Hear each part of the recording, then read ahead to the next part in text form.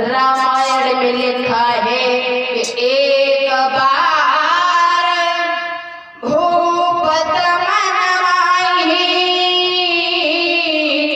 और भाई गिलान मोरे सुतनाई।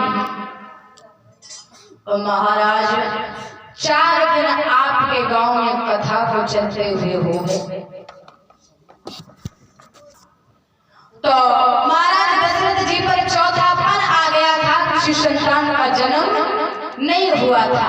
ये बात महाराज दशरथ को पहले से ही पता थी, लेकिन चौपाई में लिखा है कि एक बार भूपत मन माही और भाई गिलान मोरे सुतनाई।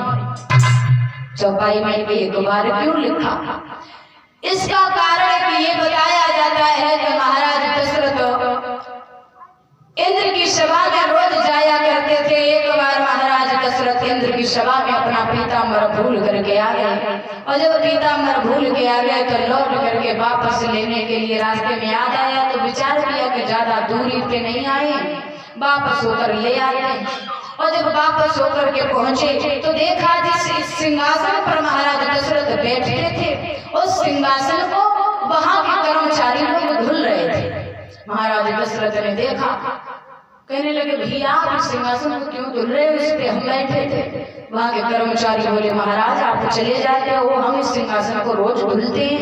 क्यों? क्योंकि महाराज यहाँ के धुलवाते हैं, ये कहते हैं कि आप निर्वंशीय राजा हो, इसलिए आपका सिंहासन रोज धुला जाता है।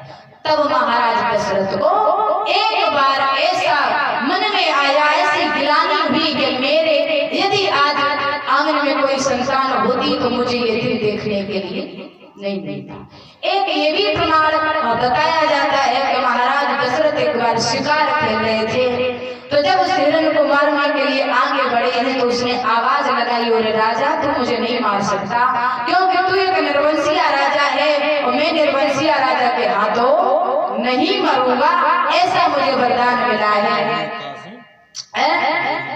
तो महाराज दशरथ को उस समय भी ऐसा लगा कि यदि मेरे आंगन में किसी संतान का जन्म हुआ होता तो ये दिन मुझे देखने के लिए नहीं मिलता। जब महाराज दशरथ को ऐसी गिलानी हुई तो महाराज दशरथ ने विचार किया कि हमें अपने गुरु जी के पास में चलना चाहिए। क्योंकि एक बात परीक्षित महाराज याद रखना, जो सच्चे सतगुरु होते हैं ना, सच्चे सतगुरु, सच्चे जो गुरु होते हैं उनके पास हमारी हर समस्या का समाधान होता है।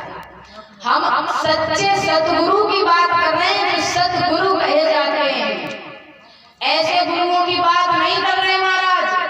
गली में गुरु आ फिरे और चेलो कंठी ले भलो होया न भलो हमें रुपैया तेरो।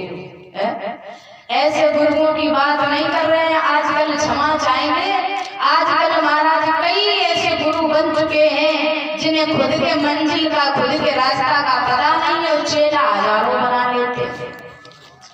याद रखना, किसी व्यक्ति ने ये कहावत बड़ी जो कही है कि पानी पियो छान के और गुरु करो जान के। अब आप एक बात बताओ, यदि पानी में जहर मिलो हुए तो छानने से कुछ जहर निकल जाएगा? नहीं निकलेगा।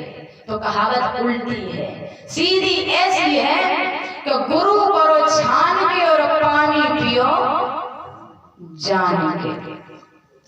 तो गुरु जब भी जीवन में बनाना हो तो एक ऐसा सच्चा सतगुरु बनाना जो आपको हमेशा सतमार्ग पे चलाए रखे, जो हमें कभी भी अधर्म के रास्ते पर ना जाने दे।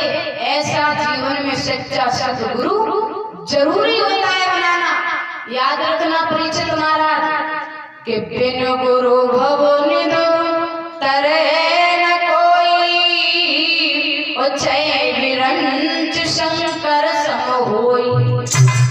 बिना गुरु के भरोसे पार कोई भी नहीं होता, भले वो बड़ा ही ज्ञानी हो, बड़ा विद्वान हो, बड़ा ही महापुरुष हो, जब तक उसके जीवन में सच्चा सदगुरु नहीं है तब तक उसका भव से उद्धार और पार नहीं होता है।